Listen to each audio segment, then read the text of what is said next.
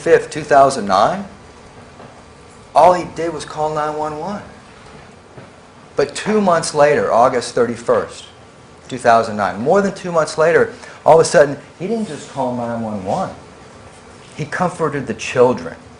He tried to breathe life into Michael Jackson. He hid evidence for Dr. Murray. All of a sudden, his story became monumentally more compelling and more valuable. Now, do you honestly believe that when this is over and you go home to your families like I do you honestly believe that Alberto Alvarez is not going to cash in? Honestly? 2 months later, Alberto Alvarez, despite the fact that this, he tells you, these facts are just burning into him, bothers him so much, thinks about it every day. It takes 2 months for him to talk to the police. The reason was given: scheduling. Here's a guy without a job. So the police come 2 months later because their schedules mesh, and they meet at his lawyer's office, along with Fahim Muhammad and Michael Lemire Williams.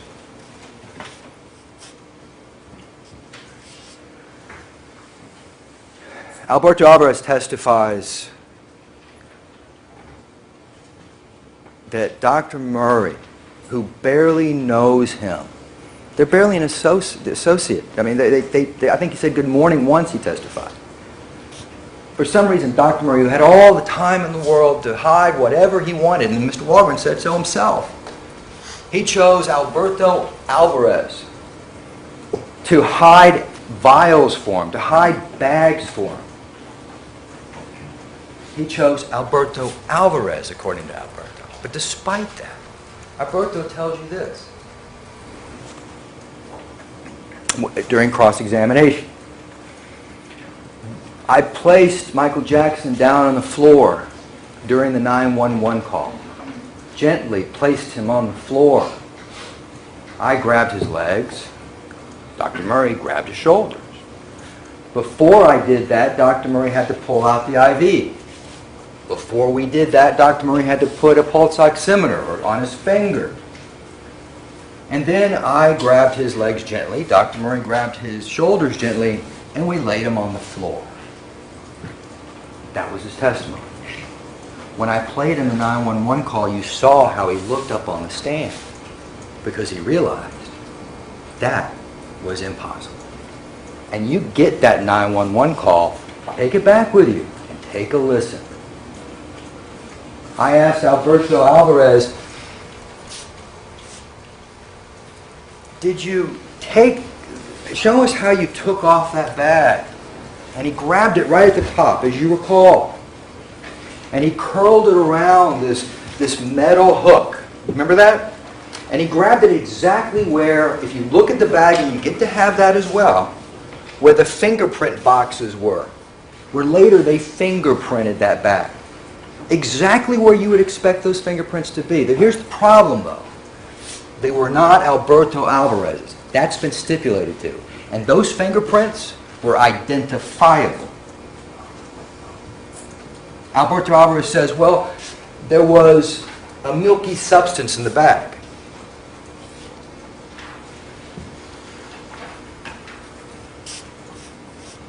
It's clear.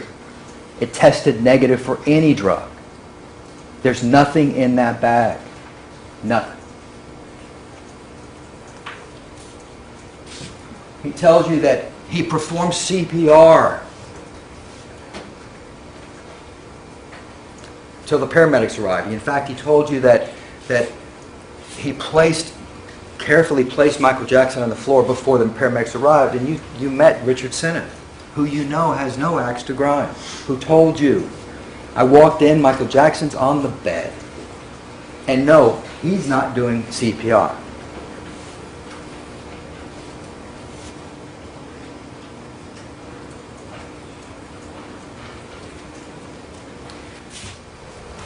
I asked Alberto Alvarez to go through with me all the things that he did during the period of time that he was in the room.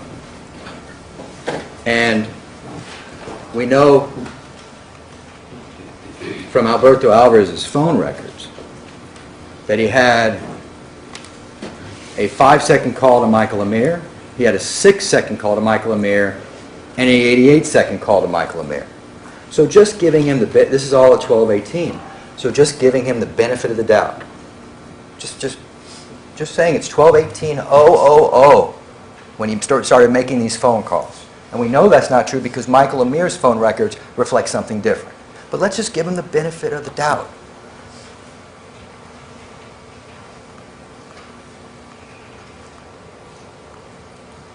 All right.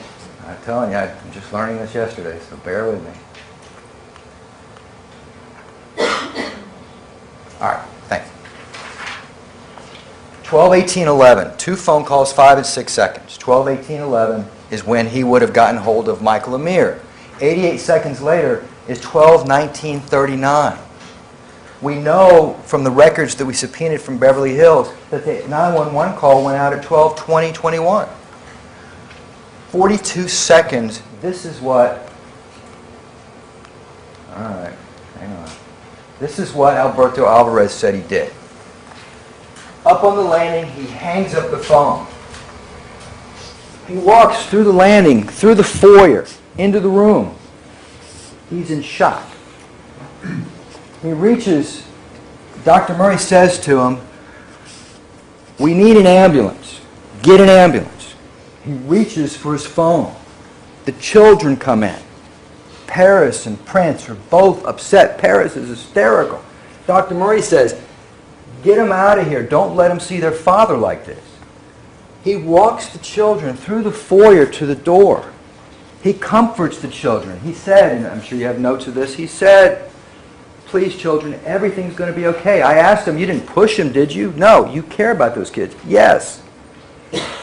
He walks back in through the foyer to the door. He closes the door behind him. He asked Dr. Murray what happened.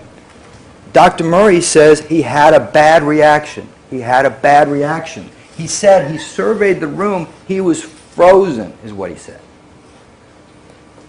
Then he said he picked up the plastic bag. Dr. Murray supposedly handed him vials. Why he was in the middle of the bed, he didn't explain, but Dr. Murray had to reach over and hand him vials. He picked up a plastic bag. He put the plastic bag inside a brown bag that was on the floor.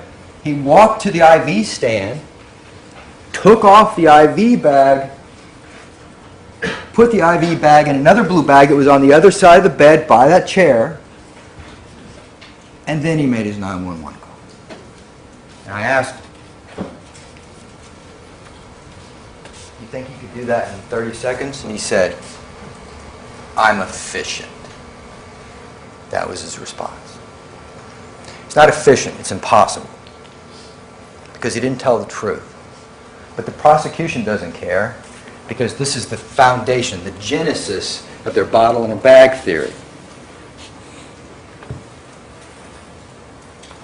That's the foundation. It starts with Alberto Alvarez, the 2-month later statement that there was a bottle in a bag. But there's more problems with their theory. There's more problems. You see, here's the problem. Elisa Fleek never mentioned a bottle in a bag. She took, in the notes that she didn't destroy, there is no mention of a bottle in a bag. There are no photos of a vial in a bag. None. There is nothing in her chronology. The notes that she supposedly takes to show what's been happening in the investigation of the case. Nothing. In her investigative summary, which is a report, she talks about the lamp on the table, but never mentions a vial in a bag. For the first time, while this is getting ready for preliminary hearing, 18 months later, all of a sudden, there's a bottle in a bag. 18 months later. There's no notes of it. She just conveniently remembered. I want you to remember Detective Smith. You know, I don't know how you feel about LAPD. I don't have any experience with LAPD. But I can tell you my experience with Detective Smith and Detective Myers and Detective Martinez. They are consummate professionals, excellent at what they do. They did an outstanding job investigating this case. They took notes on every single issue. They prepared evidence and presented it on every single issue. Now, we called some of them, I understand. You didn't hear from all of them, but you did hear from Detective Smith. And do you remember when Detective Smith took the stand? He sat up there, and he wasn't going to play ball on this vial in a bag theory. He wasn't going to do it. And when I asked him straight on, Detective Smith, was there a bottle in the bag? Not that I saw. And when I showed him his notes, where he methodically took notes of everything that came out of the bags that were found in the closet, everything, from beginning to end. I showed him that he even put in his notes that he found a lorazepam bottle in a bag that holds an IV bag. That's how methodical he was. And he made no notes of a vial in a bag. Not one. Because he didn't see it, because it wasn't there.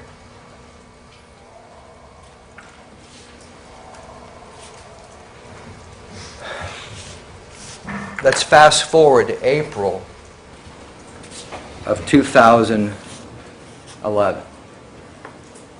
2 weeks before the very first trial setting, they bring in Alberto Alvarez for an interview, for a conversation about his testimony.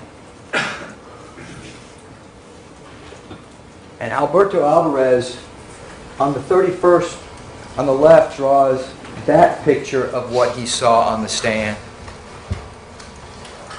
And in April of 2011, he draws that picture of the IV bag.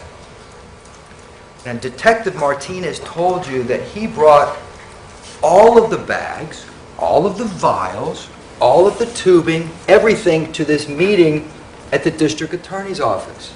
Everything. But the only thing they showed,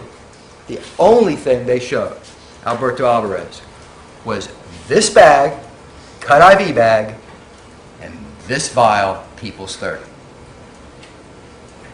Now, what do you think? What conversation do you think took place in that room that day? You think Alberto Alvarez isn't going to play ball? You think he doesn't know what they're asking him?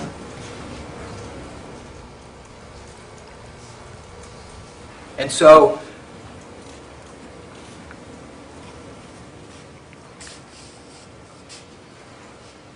the theory is solidified. There was a vial in a bag. That's how there was a drip. There was a vial in the bag. And why is it that the prosecution needs a drip? Because if Dr. Murray did what he said he did, there was no danger to Michael Jackson. Michael Jackson was not going to die. And it doesn't matter whether you leave the room and you go outside and play basketball, or you leave the house, or you make phone calls. It doesn't matter. Dr. Murray did not kill Michael Jackson. They need a drip. But the problems with their theory persist. You see, how do we explain? If we're going to say there was a bottle in a bag, how do we explain the fact that Dr. Murray wouldn't have had to do that? Now you can see